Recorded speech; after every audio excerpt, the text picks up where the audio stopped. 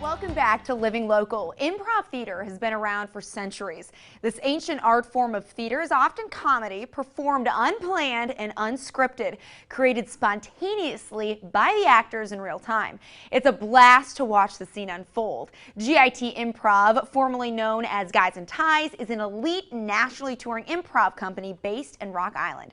Today we're getting more insight on what they do and how they do it. Joining me in studio is Patrick Adamson with GIT Improv and Comedy Sports. Patrick, thanks so much for being here. I appreciate you having a reason for me to get up before 11. Thank you. Definitely. What got you interested in improv in the first place? Laughter. I mean, it's instant applause and gratification.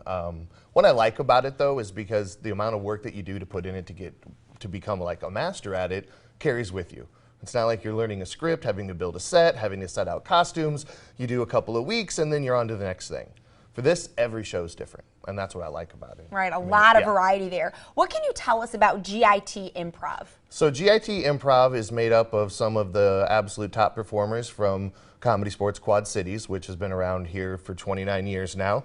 In fact, we're moving on to a couple of different locations as well to have shows coming up.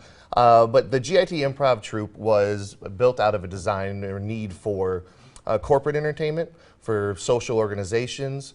Comedy Sports is two teams that compete against each other. So it's, athletic jerseys and pants and the sneakers and this whole sports theme.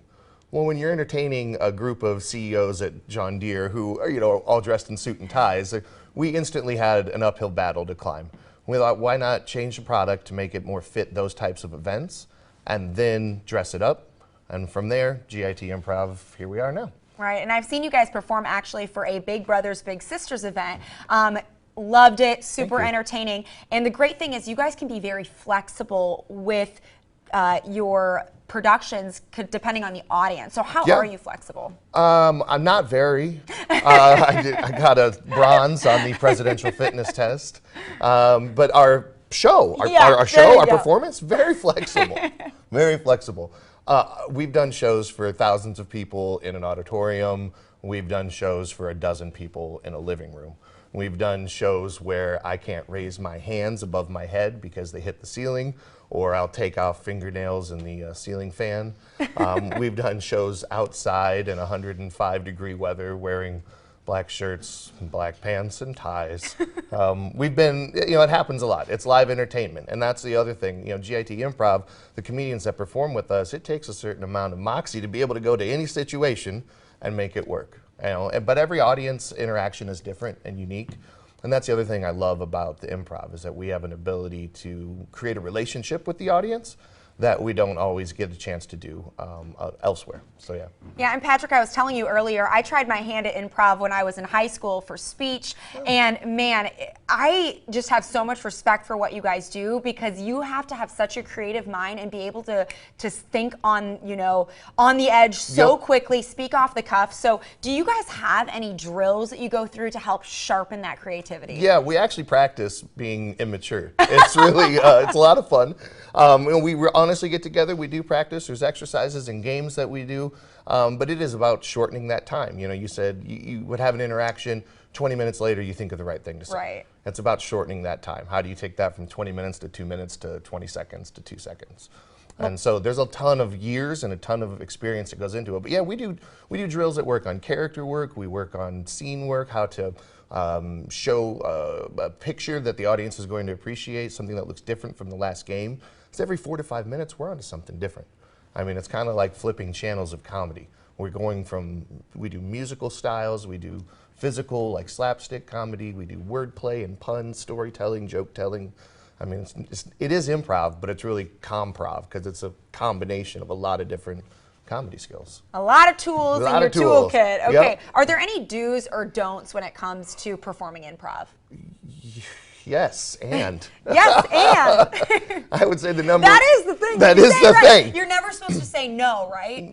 You're never supposed to reject anything. As a starting point, absolutely, yeah. There are times later, I think, as we learn and go on, that we can find reasons to say no that help. But ideally, yeah, you want to say yes. I mean, think about calling your friend and you say, "What are you doing?" "Nothing." "You want to do something later?" "I don't know." "Do you want to go out?" "No." "How's food sound?" "Not hungry." Like, who wants to call that person again, right? Exactly. So likewise, if we say yes, we're always accepting, we're always building. We say and so that we can put our own 2 cents onto it. So that's a definite number 1 do. The other do is commit. It's amazing what you can accomplish when you give up feeling stupid.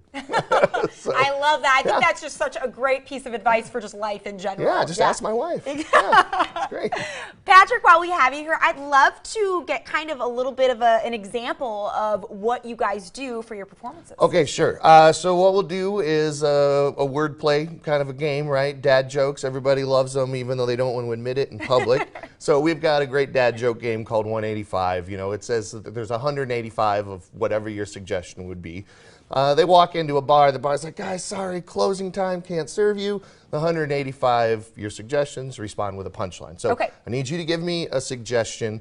You can feel free to use our Country Home magazine. Weenie dog. I already know, weenie dog. Weenie dog? Weenie dogs. Not wiener dog, just weenie dog? Weenie dogs. Is that like a separate breed? Yeah, it is. They're very special. I own a weenie dog. Right? What is his name, Oscar? Her name is Wendy. Meyer? Oh, that's a good one. Yeah? Okay.